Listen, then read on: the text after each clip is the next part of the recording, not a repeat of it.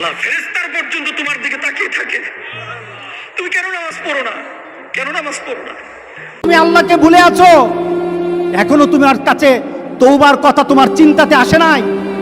তুমি অনেক কিছু হতে পারো, তুমি মুসলমানের কাতারে থাকবা না। তুমি অনেক কিছু হতে পারো, তুমি ইসলামের কাতারে থাকবা না। যারা নামাজ পড়ো না, তুমি টের পাও না, মসজিদের দরজা তোমার জন্য বন্ধ হয়ে যাবে। তুমি মনে রেখে দিও, মসজিদের সাথে তোমার সম্পর্ক তোমার হয় নাই, তুমি জান্নাতের দরজা তুমি খুলতে পারবা না। নামাজের ব্যাপারে আমাদের কোনো সহজতা নাই, কোনো কম্প্রোমাইজ নাই, কারোর সাথে আমার সম্পর্ক নাই। নামাজ আছে তো সম্পর্ক আছে, নামাজ নাই আল্লাহর সাথে তার সম্পর্ক নাই, আমার সাথে তার কোনো সম্পর্ক নাই।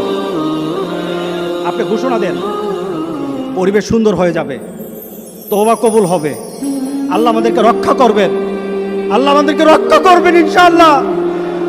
আল্লাহর কাছে তওবা করে করে কাঁদি, মাবুদ আমাদেরকে তুমি এই গজব থেকে বাঁচাও, আমাদের গজব থেকে বাঁচাও। আল্লাহ যেন সবাইকে হেফাজত করে, আল্লাহ যেন সবাইকে হেফাজত করে। নামাজ যারা পড়ে না, ঘাড় ধরে ধরে তাদেরকে আনেন। কেন নামাজ পড়বা না? তুমি মুসলমান, এই মুহূর্তে তুমি আমরা এক কাতারে দাঁড়াই। এটা যদি আপনার সন্তান হয়, ধরেন নামাজ পড়তে আসো।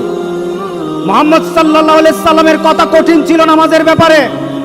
রাসূল সাল্লাল্লাহু আলাইহি সাল্লাম বলেছেন, তোমার সন্তান 7 নামাজ শিখাও, তোমার সন্তান 10 নামাজ না পড়লে তার পিটাও। কে বলেছেন? কে বলেছেন? রাসূল বলেছেন। তাহলে রাসূল কঠিন হলেন না? নামাজের ব্যাপারে কঠিন না? নামাজের ব্যাপারে আমরা কখনো সহজ হব না। সুতরাং আমার রাসূলের কথা হলো, তওবা তো তখন পর্যন্ত। আমার আল্লাহ বলেছেন, লাইসাতিত তাওবাতু লিল্লাযিনা ইয়ামালুনা সাইয়্যাত। একটা মানুষ পাপ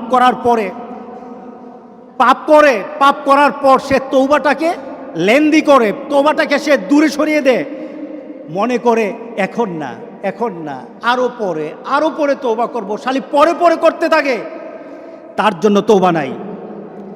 হাত্তা ইদা হাদরা আহাদাহুমুল মাউত, যখন মৃত্যুর দুয়ারে চলে যায়, যখন সে কোয়ারেন্টাইনে চলে যায়, যখন সে আইসিইউতে যায়, তখন বললে ইন্নী তুবতুল আন, এখন তওবা করতেছি।